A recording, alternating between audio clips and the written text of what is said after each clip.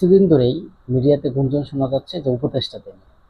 উপদেষ্টা কেউ আওয়ামী লীগপন্থী, কেউ বিএনপিপন্থী, কেউ জামাতপন্থী। এসব বিষয় নিয়ে বারবার মিডিয়াতে কথা আসছে এবং গুঞ্জন সৃষ্টি হচ্ছে। এর মধ্যেই জামাতের নেতা নায়েবে আমির আহ, গোলাম পারওয়ার তিনি কিন্তু একটা বিস্ফোরক মন্তব্য করলেন উপদেষ্টাদের নিয়ে। তিনিও কিন্তু উপদেষ্টাদের নিয়ে বলেছেন যে তাদের হাতে কল রেকর্ড আছে এবং প্রমাণ সহ আছে, সময় হলে তাদেরকে প্রকাশ করা হবে। এখন সবাই বলতেছে যে, যেমন ছাত্ররা যারা আছে তারাও কিন্তু বলছে, এনসিপির নেতারা তারাও কিন্তু বলছে যে সময় হলে উপদেষ্টাদের কল রেকর্ড বা উপদেষ্টাদের নাম, কে কে জাতির সাথে বেইমানি করতেছে এবং কি কি করতেছে, তাদের কল রেকর্ড ফাঁস করা হবে এবং তাদের সময় হলে তাদেরকে প্রকাশ করা হবে। এখন কথা হচ্ছে, এখন কেন প্রকাশ করা হবে না? জামাতে নায়েবে আমির তারা বলেছেন কোনো একটি দলকে তারা কোনো মতন একটা আগামী নির্বাচন, কোনো মতন একটা দেখানো নির্বাচন দিয়ে পুরো মতন তাদেরকে ক্ষমতায় দিয়ে তারা দূরে সরে চলে যেতে চায়। এখন একটি দলকে তারা সহযোগিতা করছে এবং একটি দলকে অবশ্যই সেটা বিএনপি। এবং জামাতের আমির যেটা বলেছে, সে বিএনপিকে তারা সহযোগিতা করেছে, উপদেষ্টা, বিভিন্ন উপদেষ্টা, এমনটাই তাদের মন্তব্যে আমরা বুঝতে পারছি। কিন্তু কথা হচ্ছে যে বিএনপিরও কিন্তু একই মন্তব্য করেছে যে জামাতকে তারা সহযোগিতা করছে এবং জামাতকে আগামী ক্ষমতায় তারা দিতে মরিয়া হয়ে গেছে এবং জামাতকে ক্ষমতায় দেওয়ার জন্য তারা পাগল করা হয়ে যাচ্ছে।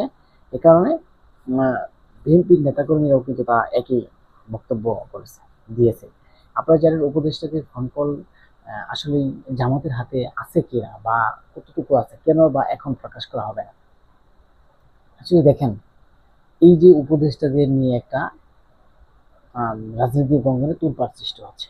এখন উপদেষ্টা এটা করতে পারছে না, ওইটা করতে পারছে না, এইসব নিয়ে বিভিন্ন সোশ্যাল মিডিয়াতে সব জায়গায় কিন্তু একই কথা, যে উপদেষ্টা তারা নিয়মিত কাজ করতে পারছে না, বা তাদের একসময় যে তাদের সেফ এক্সিট প্রয়োজন, তারা দেশ থেকে পালিয়ে যাবে আওয়ামী লীগের মতো, এসব বিষয় নিয়েও কিন্তু কথা রয়েছে। কিন্তু কথা হচ্ছে, জামাত কেন তাদের এই ফোন রেকর্ড এখন কেন প্রকাশ করা হবে না, বা পরবর্তীতে কেন প্রকাশ করা হবে? তারাও কি তাদের কাছ থেকে কোনো সুবিধা নিবে নাকি?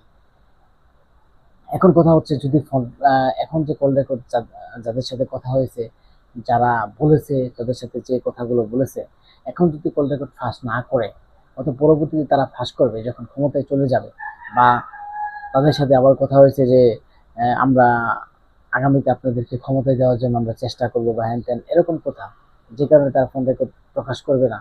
প্রকাশ করলে হঠাৎ তাদের কোনো বিপদ হতে পারে। কিন্তু এই যে নানার বিতর্কের মাঝেই আজকের বাংলাদেশ, আমরা জানি যে বাংলাদেশের অবস্থা কিন্তু আসলে ভালো না।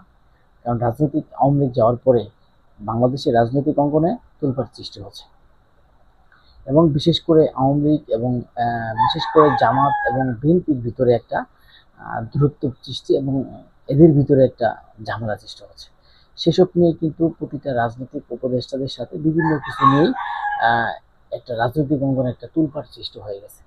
আপনারা জানেন, এই জামাতের যে নায়েবে আমির, তারা এই যে ফোন রেকর্ডগুলো যদি এখন প্রকাশ করে, জাতি কিন্তু আসলে জানতে চায়, জাতি বুঝতে চায় যে আসলে কোন উপদেষ্টাগুলো একটি দলকে সহযোগিতা করছে। আমরা মনে করি সেটা প্রকাশ করা হবে ভালো, কিন্তু আসলে কবে প্রকাশ করা হবে? ধরেন যাদের সাথে কথা হয়েছে, উপদেষ্টা তো চিন্তাই করবে যে জামাতের সাথে কিভাবে মিল হওয়া যায়, কারণ জামাত তো নাতে আমাদের সবকিছু প্রকাশ করে দিচ্ছে, বা জামাতের যদি প্রকাশ করে যে আমাদের অবস্থা কি হবে, দেশ থেকে পালাতে হবে, হাসিনার মতো আমাদেরকে পালিয়ে যেতে হবে। এইসব চিন্তা ভাবনা করে তারা হয়তো কোনো বিপদের সম্মুখীন হতে পারে, বা তাদের চিন্তা ভাবনা আসে তাদের জামাতের সাথে আবার হাত মেলাইতে পারে। কিন্তু এটা আসলে কি তাদের ফোন রেকর্ড আসে, আসলে কি আছে, নাকি আপনার এই উপদেষ্টাদেরকে ভয় ভীতি দেখিয়ে এটা কোনো কিছু করা?